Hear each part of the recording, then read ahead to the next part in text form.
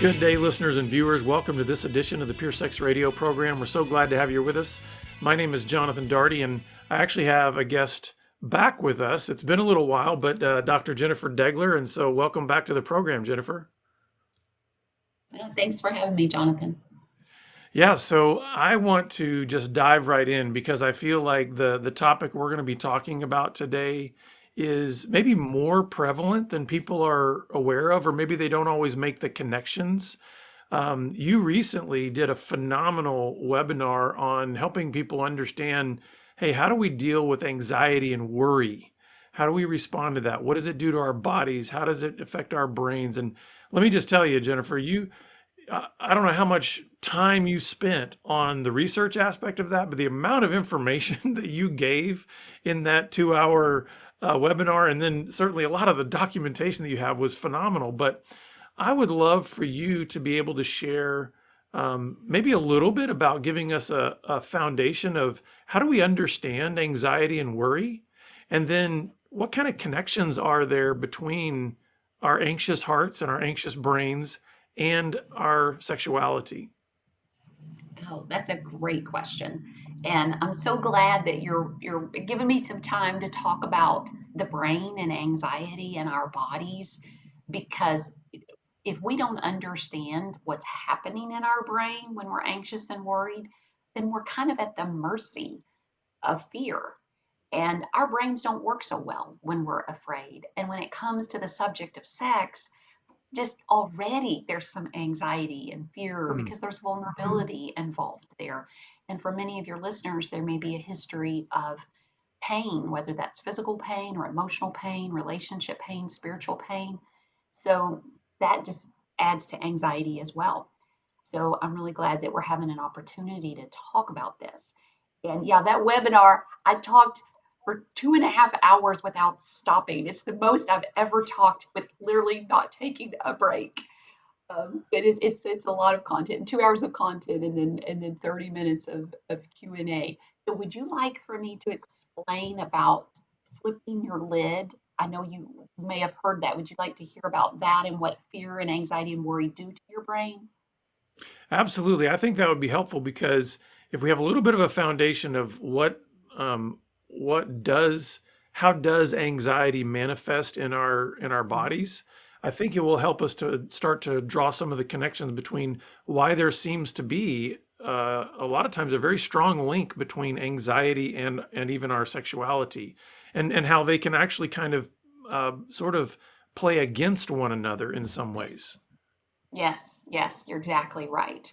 And it's so helpful for people and couples to understand what's happening in their brain. So, um, okay, so let's pretend that your fist is your brain. So, those now, if you're watching me on video, you're seeing this, but if you're listening to it on podcast, I'm going to describe what I'm doing with my hand so that you'll understand this. So, I'm taking my thumb and just putting my thumb across my palm and then making a fist over my thumb. So now I have a fist. So if you picture your fist being your brain, and like the top of your fist is ripply, like your gray matter, your cortex, the top of your brain is ripply too. And then your where your arm comes up into your hand, that would be your spinal cord. So your spinal cord's coming up into your brain. And where your little finger is, that would be the front of your brain. So like your eyes would be looking at you out where your pinky is. And so most of the time, like right now, you and I, Jonathan, we're talking, we're using our whole brain. And we're especially using our prefrontal cortex, which is right behind your forehead. So that would be the area like where your ring finger and your little finger are on your fist at the Mhm. top. And that prefrontal cortex is the manager in your brain. So that's where impulse control is. That's where planning, organization, social judgment, all of those things. So that's that executive functioning.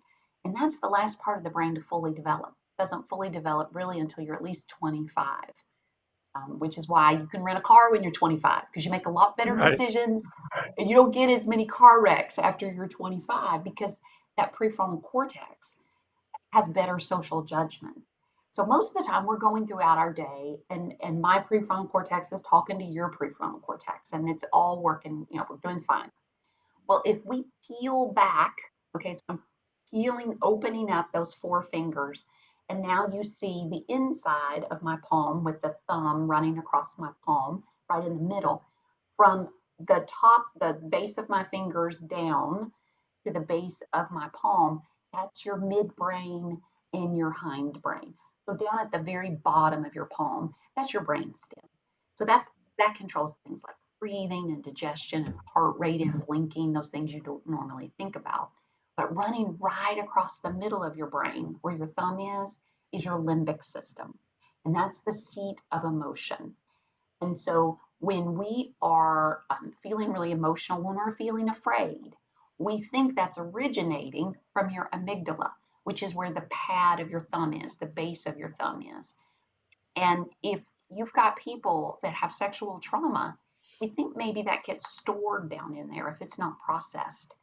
And so that amygdala acts like a smoke detector in your brain.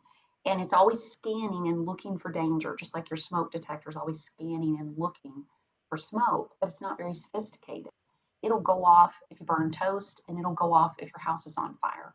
And in Mm. one case, you're in danger, but in another case, you're not. But it still goes off. And it's the same with your brain. If that amygdala thinks something is dangerous, like let's have a conversation about sex with my spouse, and it thinks that's dangerous, or gosh, I just saw something like my spouse looking at their phone and it's 10 o'clock at night, and your amygdala is like, oh, I bet they're texting their affair partner. Then, and maybe that's not even true, but your amygdala thinks, oh, that was true at one time, or that could be true. What it does is it immediately sends a message up to your hypothalamus, that master gland where your knuckle is of your thumb. That's where your stress response is. And then it throws you into fight versus flight versus freeze. And you go limbic. So that whole limbic system gets activated. And when that happens, Jonathan, we flip our lid, and the prefrontal cortex goes mostly offline, thinking, the rational, logical part of our brain, language even, kind of goes offline. And at that point, we're limbic. And so really this is the brain of a dog. From here down is the brain of a dog, which is why when you're really stressed out and you flip your lid and somebody comes up to you and says, you need to relax, you need to calm down. How do you feel, Jonathan? Is that helpful when they do that? No, you bark. Yeah. Exactly, exactly. That's why we start barking at one another. And Right. so many times when there's been a history of some kind of sexual trauma, sexual pain, there's been infidelity, maybe there's been addiction, couples end up, one of them gets triggered, and then they end up both kind of with their brains flipped, and they've got their dog brains, and they're trying to Mhm. talk to one another, and it's not going to go well. As a matter of fact, we can guarantee it's going to just go south. It's going to go poorly because the part of their brain that can really listen and hear and understand and make good judgment calls is offline.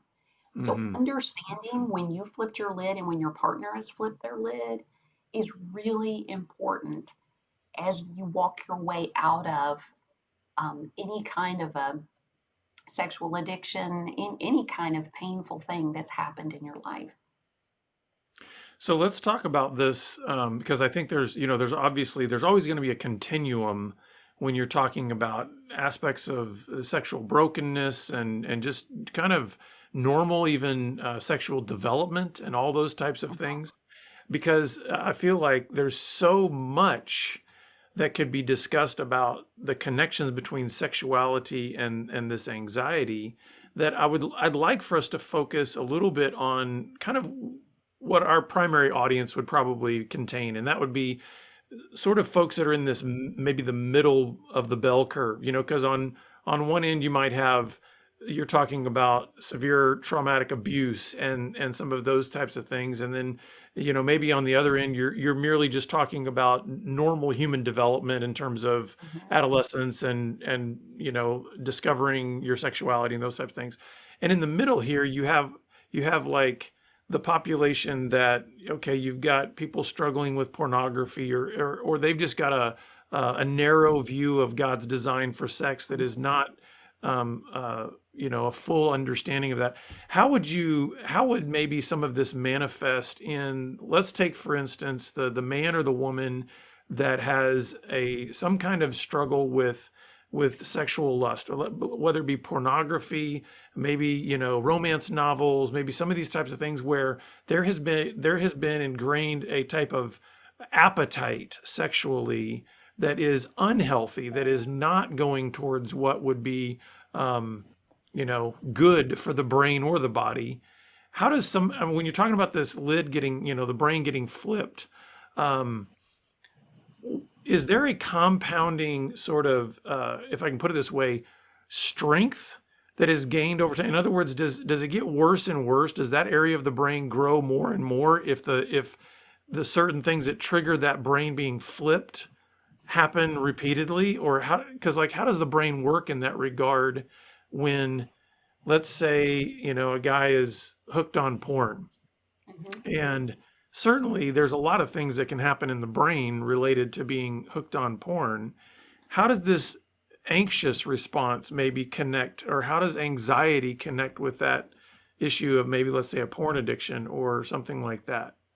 Okay, so great question. So one thing to keep in mind is this limbic system, okay, that responds best to body-centered techniques to calm it down. So because think about, like, if you've ever had a dog and your dog is like afraid of thunder, and your dog is maybe under the couch shaking, because of the thunder. When you go to your dog, do you say, "Oh, dog, I see you're afraid. Let me explain to you the theory of conductivity of electricity and how you're grounded here in the house"? You don't do that, do you, Jonathan? What do Right. you do if your dog is scared and shaking? What do you do to calm your dog down? Well, you usually pull them into your lap or something, or you're just going to do something to try to give them a Yeah. sense of safety immediately. Exactly. You do in the when we know instinctively, okay, you don't have language. A dog doesn't have language. So I'm going to have to put my hands on that dog's body. I'm going to have to use a body-centered technique to calm you down. We do the same thing with babies and toddlers. They don't understand language. So we're going to have to pick them up and do something body-wise. And so body centered techniques help calm that limbic system down because language is up here. It's in high in the brain, it's in the cortex. So what happens is that, like a sexual addiction, when we begin to get anxious, when we're disturbed, when we're distressed, we reach for something that is going to make us feel better. And oftentimes it may be like we were distressed, maybe you had an argument with your spouse and you're distressed. Maybe you're feeling afraid. Are they going to leave me? I'm afraid. Can I even be a husband? Do I even know what that looks like? Maybe I don't make enough. Am I going to kind of make enough money to provide for our family? Whatever the fear is, that amygdala down here is where all the what ifs live. What if, what if, what if? It activates then that stress response. And then we want to feel better, and we reach for what works. And so some people reach for a gallon of ice cream. Some people reach for, I'm going to call a friend. Some people reach for, I'm going to look at porn. Hmm. And all of those things impact the body.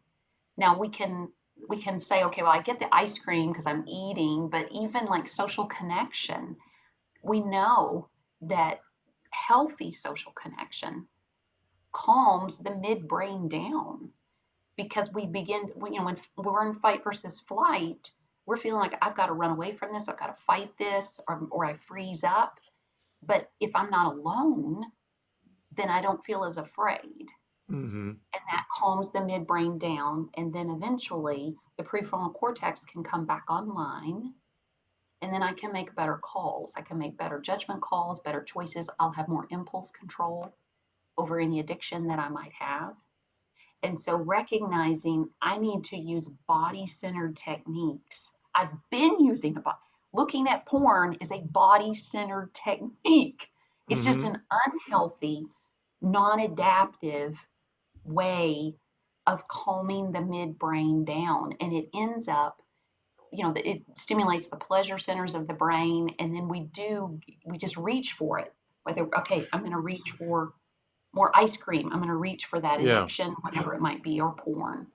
Well, so I guess what my question is there is, does that actually in itself create a compounding anxiety in the brain? Meaning, does that uh, attempt at responding to deal with whatever the original anxiety trigger was? So, for instance, let's say somebody has a terrible day at work, or there's some kind of stressor that happens on the road, or any number of things that cause that initial sort of Mm-hmm. response or trigger that says, now I'm going to go look for that outlet, that ice cream, or that porn. Hmm. Well, then doesn't that unhealthy response, can it not also then create its own kind of anxiety within that? Yes, Because let's say, for the instance, right. the guy that then says, hey, I'm going to go look at porn. And then can that not also create an anxiety of like, what if my wife finds out? Or what if somebody, looks at my history on the internet? And how does that, so talk a little bit about how sometimes the responses that we're trying to do to sort of, calm the brain can actually then create its own whole new path of Yes. anxiety Well, and triggers.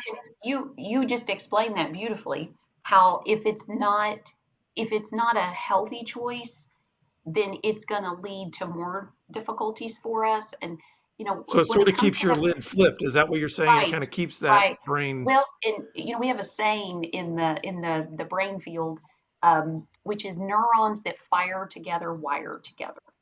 So if you are okay, so let's say let's say you have an argument with your wife, you your amygdala is activated, you flipped your lid, and you're afraid of what if, some kind of what if. What if she leaves me?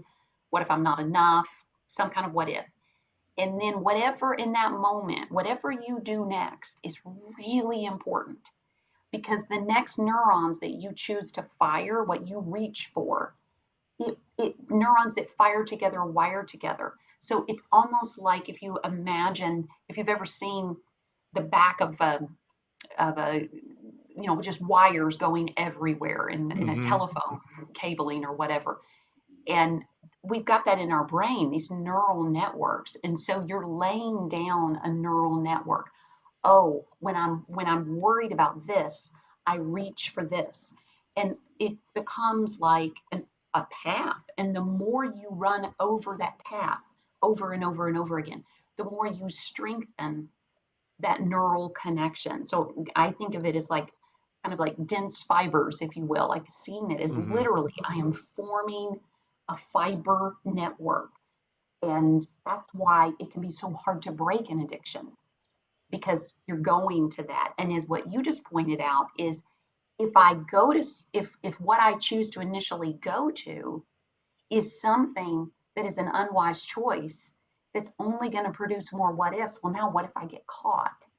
And what Right. if then we're just like now it's branching out. That neural network is branching out even farther and adding to that. So I think understanding the brain helps us understand, first of all, why addictions are so powerful and how important that first step is. So Hmm. important. What do we do when that what if and we want to go to what seems like in the short term is going to make me feel better, but in the long run, I am not going to go to good places and I'm going to end up creating more what ifs, more anxiety, more uncertainty. The more uncertainty there is with whatever choice you choose, the more anxiety is going to come with it because that's what it is. It's what if. Yeah. You know? So I've got two questions then, related to that. So, we've got this man or this woman who's, their lid is flipped, and they're almost keeping it flipped by all these sort of Mm-hmm, perpetual poor choices in response to mm-hmm, whatever initially stressed them out. So I have two questions. One is, how can a loved one of someone whose lid is flipped help them to see that, help them to sort of respond in a healthy way? In other words, like you've got a spouse or you've got a parent who, they see this love, they see their child or they see their spouse that they know their lid is flipped. They know they're Yeah, addicted, or they know that something, they're not they're acting rationally. activated. So the Yes. first question I have is, what would you say to the loved ones? The next question that I'd love for you to answer after that is, for the person whose lid is flipped, how can they know that and then learn to to respond to it so that they can kind of have a more balanced brain? Yeah. And Jonathan, you just brought up what is so paradoxical, which is I can tell when you, Jonathan, have flipped your lid, but I'm not very good at detecting when I flipped my lid. Yeah, because your prefrontal cortex just went offline, right? So, And I think I'm fine. I think I'm right. fine. I am like, "Ugh," but I think I'm fine. Now, meanwhile, you, Jonathan, are looking at me and going, "Ooh, baby, she is Yeah, flipped out." Because see, you're your prefrontal barking, like cortex is, quit barking at yeah, me, right? yeah, man, she is going off. So I think it's important, first of all, for us to understand that about ourselves, that we are good at detecting when other people have flipped their lid. We are not good at detecting when we personally have flipped our lid, and to just accept that. I mean, I'm a psychologist, but I am not good at detecting when I have flipped my lid. So it's helpful to even ask the people around you that you trust, okay, what warning signs do you see? Like, what are my red flags that I give off so that I can learn more about me? And oftentimes, Jonathan, it's going to show up in your body first. So it might be a heat that you feel in your solar plexus, in your core. It might be tightness in your shoulders. It might be pain in Hmm. your head. You might be holding your breath. Might be, if you're a gut kind of person, you might be having gut issues. But recognizing, because when we go in, we're getting thrown into fight versus flight. So our body's releasing cortisol and adrenaline and getting us ready to fight or to freeze or to run. Um, and so we need to, first of all, understand it's going to affect our body. And then to take responsibility for saying, I think I need a break.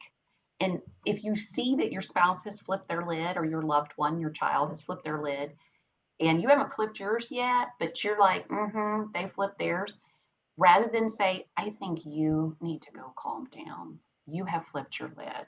You need, just say, I think we could use a break. I Hmm. think I need a break. Let's take a break. Because if I hear you say to me, boy, you really need to calm down. You need a timeout. You need to calm down. If my lid has flipped, I am going to bite your head off, chew it up, spit it out. Hmm.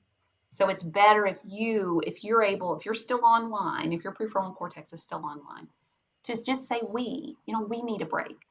And it needs to be minimum 20 to 30 minutes. Because once you flipped your lid physiologically, the human brain takes a minimum 20 to 30 minutes to bring everything back online. And that's assuming during that time you are doing things that are calming and you are not spending 30 minutes rehearsing in your mind your anger and how frustrated, all of that, because that'll just keep you stirred up. So I can't remember if I answered both of your questions. No, that's great. In fact, as I'm listening to you, it almost sounds like, the person who is recognizing in their loved one that they have flipped their lid, it's so important that they maintain a sense of compassion or empathy, recognizing Yes, that, hey, if I'm not careful, I'm just going to follow right into and flip my own lid, you know? yes, So yeah, there's got to be a sense of compassion, and even being able to say, like you said, let's take a break, and recognizing where some of those boundaries and lines need to be. hmm, But I'm also hearing that for the person who has flipped their lid, maybe not in the moment that their lid is flipped, but recognizing, hey, when I'm in lucid moments, when I'm recognizing, like, in other words, when I'm in a calmer state, I need to have the humility to invite other people to examine my life, and not fly off the handle when somebody that I love, I've invited to say, I would like for you to tell me, or I'd like for you to be able to come toward me, or I'd like for you to be able to let me know when you're starting to see me go on that trajectory of flipping my lid. Now, I recognize that in both of those are hard things to do. So I think what we're trying to say to people is not something that's like, hey, you know what? If you get this particular formula figured out, it's going to be a piece of cake. So, what words of encouragement would you have to those listeners out there that they feel like they're just in a constant cycle with themselves or with others where the lids are just always flipped? What kind of hope can you offer to folks who feel like maybe their brain is permanently stuck, like as a flipped lid? Yeah, yeah. And the brain is plastic. So we can rewire the brain. You know, God created the brain with the capacity to heal and to grow. Our brains don't stop growing just because we're adults. And so Hmm. recognizing, okay, I I right now I'm easily triggered. I flip my lid just maybe being around this person or being in this situation. I just boom and I'm right there in fight versus flight. What can I do? Um, I would say a couple of things. One is truly have hope and know that you can use your brain to help change your brain. That's one of the things I talk about in that the anxiety webinar that I do. Help your stressed out brain chill out. That you can learn techniques to body centered techniques to help calm your brain down. And if you will practice them when you are not flipped, if you will practice them when you are calm, to help your brain get used to feeling relaxed. Because if you're flipped out all the time, it actually feels weird to your brain to be calm. Like it can feel like, what are we doing? Don't relax. Don't calm down. So you actually have to build up your tolerance for being calm. And for many couples that are working their way through a pornography addiction or infidelity, whatever it might be, a stressful time, understand that it may feel weird at first to even have moments of peace and moments of calm. But you can build up your tolerance for that by doing whether they're breathing exercises, meditating, meditating on scripture, exercise, things that help that brain calm down, help that limbic system calm down.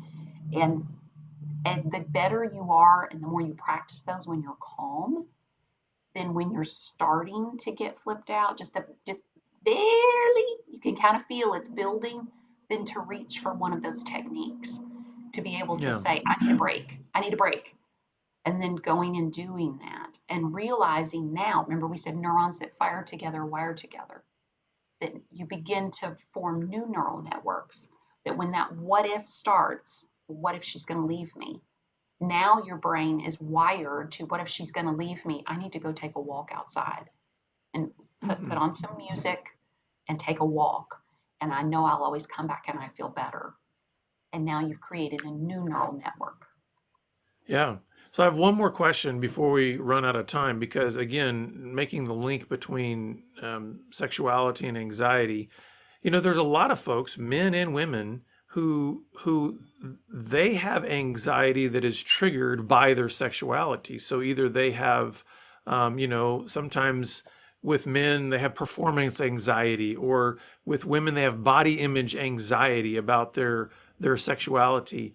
I'm would so many of these things that you're talking about techniques to sort of help with that brain, would that also apply here? Are there some additional things to try to help with the specific sexual anxieties that people have? And how would you try to help somebody work through their specific anxieties related to their very own sexuality? Well, and that's a whole nother podcast right there, what you just asked.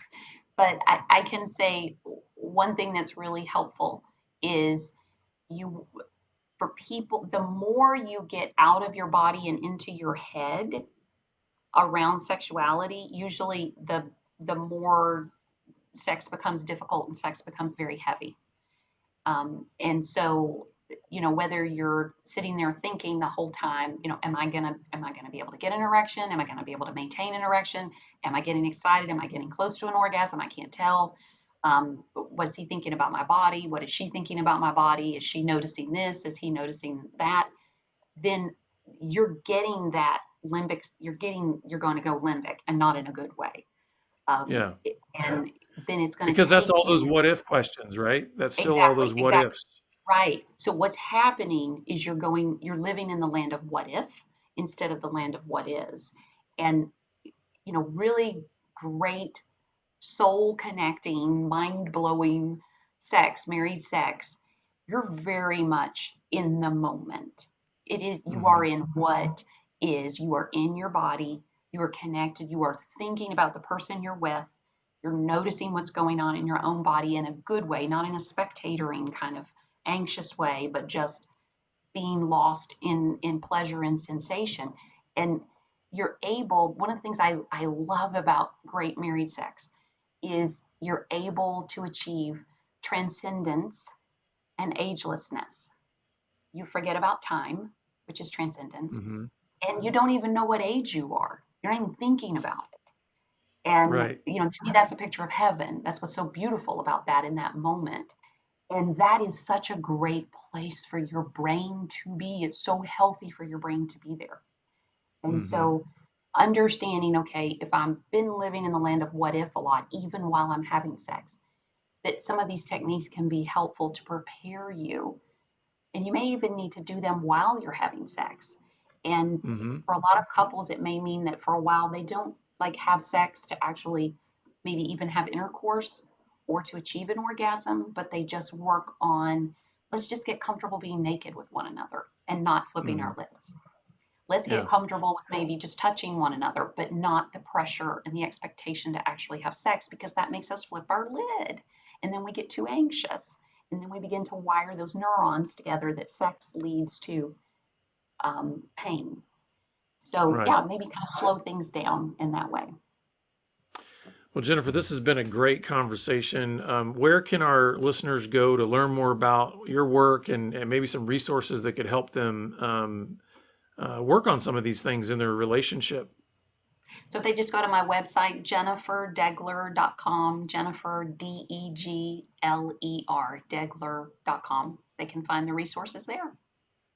Yeah, and we'll be sure to add that in our show notes. But Jennifer, thank you so much for your time and just I think that whole hand and the flipped lid will stick with a lot of people, and it might even become a symbol, a nonverbal symbol that couples use whenever they're seeing something in their spouse, right?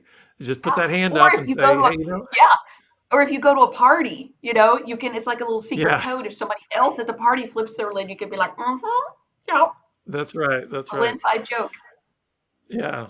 Well, thanks for being with us. Thank you. And listeners, we're always glad that you're with us, and we look forward to seeing you back here again next time on the Pure Sex Radio broadcast. Take care.